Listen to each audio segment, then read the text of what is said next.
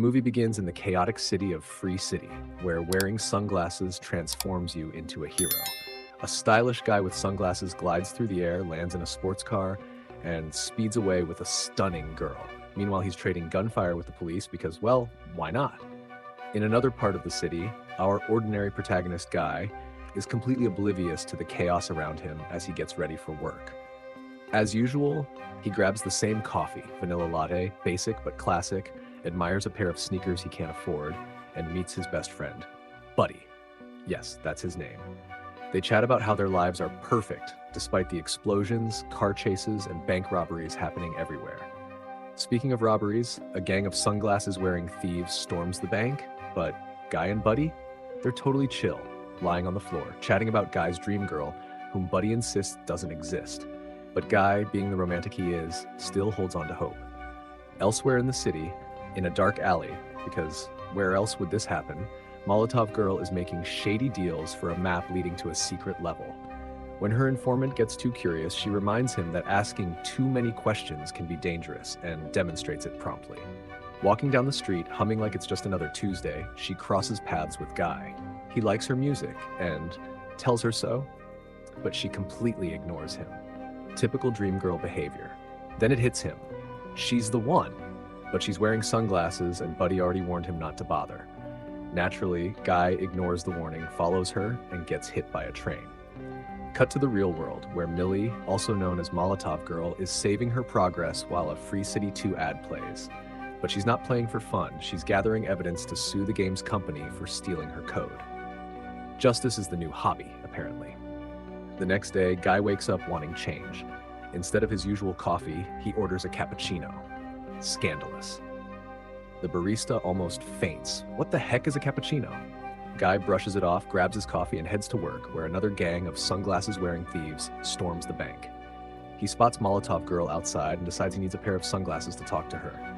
His polite attempt at, "Can I borrow your glasses?" earns him a beating, but on his second try, he accidentally shoots the robber, takes the glasses, and puts them on. Suddenly, he can see all the game's features: health kits, floating money, and glowing signs. After collecting some virtual loot, he realizes his whole life has been a lie. Meanwhile, in the real world, developers Keys and Mauser notice this anomaly and assume someone hacked the game using an NPC skin. They try to ban him but fail. Naturally, they log into the game to stop him. Keys as a cop and Mauser as a rabbit. Yep, a rabbit. With his new sunglasses, Guy finally buys the sneakers he's always wanted, which, let's be real, would be awesome if we could do that just by watching YouTube videos. He tracks Molotov Girl to a multiplayer lounge where Keys and Mauser confront him, accusing him of being a hacker. Poor Guy doesn't understand a thing. He doesn't even know what a skin is.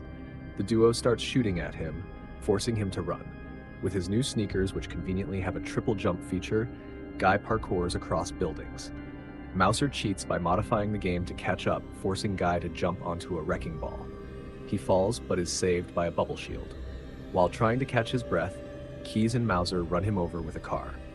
Back at the office, Keys realizes that Guy's death didn't reduce the number of online players. This isn't a hacker, it's something much stranger. Mauser just blames a bug, but Keys knows this will be a problem with their boss, Antoine, who's as reasonable as a Disney villain.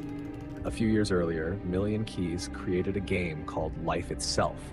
Keys wrote the code, and Millie developed the NPC AI, which simulated a world full of possibilities and free will.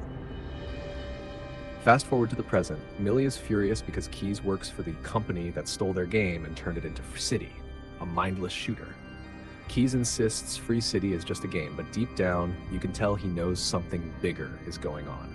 Honestly, I wouldn't have jumped on that wrecking ball, bad idea without a safety net. But I would have tried the cappuccino. Life's too short for boring coffee orders. Back to the story. Millie is convinced that Free City, the blockbuster game by Antoine, was created using the code he stole from her and Keys. Naturally, she asks for Keys' help, and he responds with a firm, "No way." Meanwhile, Guy, an NPC, non-playable character for those who don't know, wakes up excited for another day of predictable digital monotony. Then Molotov Girl, Millie's in-game avatar, appears, hunting for a secret video, but she's discovered thanks to Guy's enthusiasm. With no options left, she teleports away, frustrated, and challenges Guy to level up, without stealing, killing, or being a villain. Intrigued, Guy decides to take on the challenge and start saving NPCs instead of terrorizing them. His unusual actions, i.e. not killing anyone, make him go viral in the real world. Soon, he reaches level 102, bold enough to steal sunglasses from a bank robber while spouting existential philosophy. As Guy evolves, Millie convinces Keys to help her expose Antoine. She retrieves the incriminating video and, in an impressive display of teamwork, escapes an ambush of NPCs thanks to Guy's motorcycle driving skills. At Antoine's office, chaos reigns. He orders the creation of a Free Guy skin for Free City 2, ignoring the team's warnings about tight deadlines, classic toxic boss. Meanwhile, Guy takes Molotov Girl on a bubblegum ice cream date, leaving her slightly confused about falling for someone not real. Keys, now fully obsessed with the conspiracy theory, discovers that Guy's AI was based on Millie's design. In other words, Guy is basically a love letter in code form. Then comes the existential crisis.